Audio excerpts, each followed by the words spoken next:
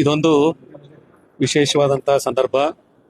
ಹುಬ್ಬಳ್ಳಿಯ ಪ್ರಸಿದ್ಧ ಧಾರ್ಮಿಕ ಕೇಂದ್ರವಾಗಿರ್ತಕ್ಕಂಥ ಶ್ರೀ ಜಗದ್ಗುರು 3000 ಮಹಾಸಂಸ್ಥಾನ ಮಠದಲ್ಲಿ ಇವತ್ತು ಮುಸಲ್ಮಾನ್ ಬಂಧುಗಳೆಲ್ಲ ರಂಜಾನ್ ಹಬ್ಬವನ್ನು ತಮ್ಮ ಭಕ್ತಿ ಭಾವದೊಂದಿಗೆ ಆಚರಿಸಿ ನಂತರ ವಾಡಿಕೆಯಂತೆ 3000 ಮಠಕ್ಕೆ ಬಂದು ಗುರುಗಳವರ ದರ್ಶನ ಆಶೀರ್ವಾದವನ್ನು ಪಡ್ಕೊಳ್ತಕ್ಕಂಥ ಪದ್ಧತಿ ಕಳೆದ ಹಲವು ದಶಕಗಳಿಂದಲೂ ಕೂಡ ನಡೆಸ್ಕೊಂಡು ಬರಲಾಗ್ತಾ ಇದೆ. ಆ ಒಂದು ದಿನ ಇವತ್ತು ನಾವು ಕೂಡ ಅನಿರೀಕ್ಷಿತವಾಗಿ ಈ ಕಾರ್ಯಕ್ರಮದಲ್ಲಿ ಪಾಲ್ಗೊಂಡಿದ್ದೇವೆ. 3000 ಮಠದ ಜಗದ್ಗುರುಗಳವರು ಅನ್ಯ ಕಾರ್ಯ ನಿಮಿತ್ತ ಸೌದತ್ತಿಗೆ ನಿರ್ಗಮಿಸಿರೋದ್ರಿಂದ ಇವತ್ತು ಹುಬ್ಬಳ್ಳಿಯ ಎರಡೆತ್ತಿನ ಮಠದ ಪೂಜ್ಯ ಸಿದ್ಧಲಿಂಗ ಸ್ವಾಮಿಗಳವರು ಮತ್ತು ನಾವು ಈ ಸಂದರ್ಭದಲ್ಲಿ ಎಲ್ಲ ಬಂಧುಗಳಿಗೂ ಶುಭವನ್ನು ಹಾರೈಸ್ತಾ ಇದ್ದೇವೆ. ಇವತ್ತು ರಂಜಾನ್ ಅಂದ್ರೆ ಬಹಳ ಶ್ರೇಷ್ಠವಾದಂತಹ ಒಂದು ಹಬ್ಬ.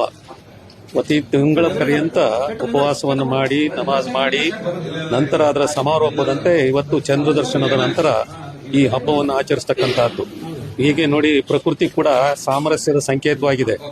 ಹಿಂದೂಗಳು ಕೂಡ ಚಂದ್ರ ದರ್ಶನವನ್ನು ಮಾಡಿ ವರ್ಷದ ಮೊದಲನೆಯ ಹಬ್ಬವಾಗಿರ್ತಕ್ಕಂಥ ಯುಗಾದಿ ಹಬ್ಬವನ್ನ ಆಚರಿಸ್ತಾ ಇರುವಂತಹ ಸಂದರ್ಭ. ಬೇವು ಬೆಲ್ಲವನ್ನ ಸ್ವೀಕರಿಸಿ ಜೀವನದಲ್ಲಿ ಕಷ್ಟ ಸುಖಗಳನ್ನ ಸಮ ಪ್ರಮಾಣದಲ್ಲಿ ಸ್ವೀಕರಿಸಿ ಎಲ್ಲರೂ ಒಂದಾಗಿ ಚಂದಾಗಿ ಬಾಳ್ಬೇಕು ಅನ್ನುವಂತಹ ಮಹಾನ್ ಸಂದೇಶವನ್ನ ಯುಗಾದಿ ಹಬ್ಬ ಹೇಗೆ ನೀಡ್ತಾ ಇದೆಯೋ ಹಾಗೆ ಮುಸಲ್ಮಾನ್ ಬಂಧುಗಳಿಗೂ ಕೂಡ ಹೊಸ ವರ್ಷದ ಆರಂಭದ ಈ ದಿನ ಚಂದ್ರ ದರ್ಶನದ ನಂತರ ಇವತ್ತು ಒಬ್ಬನೇ ಚಂದ್ರ ಎಲ್ಲರಿಗೂ ಕೂಡ ವರ್ಷದ ಆದಿಯ ದಿನವಾಗಿ ಒಂದು ಸಂದೇಶವನ್ನು ಕೊಡುವಂತಹ ಸಂದರ್ಭವೇ ಈ ಹಬ್ಬಗಳು. ಈ ಹಬ್ಬಗಳಲ್ಲಿ ಪ್ರಕೃತಿನೂ ಕೂಡ ಸಾಮರಸ್ಯದ ಸಂಕೇತವಾಗಿ ನಮಗೊಂದು ಸಂದೇಶ ನೀಡ್ತಾ ಇದೆ.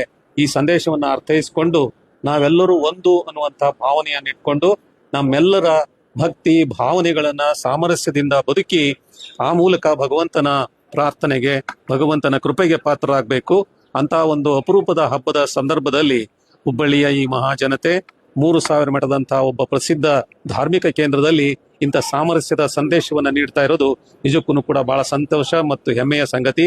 ಈ ಸಂದರ್ಭದಲ್ಲಿ ನಾವು ಹಾರೈಸೋದಿಷ್ಟೇ, ನೀವು ಎಲ್ಲರಿಗೂ ಕೂಡ ಈ ಹೊಸ ವರ್ಷದ ಹಬ್ಬದ ದಿನ ಸುಖ, ಶಾಂತಿ, ನೆಮ್ಮದಿಯ, ಸಾಮರಸ್ಯದ ಬದುಕನ್ನ ಕರುಣಿಸಲಿ ಅಂತ ಹೇಳಿ ಭಗವಂತನಲ್ಲಿ ನಾವು ಕೂಡ ಪ್ರಾರ್ಥಿಸ್ತಾ ಇದ್ದೇವೆ.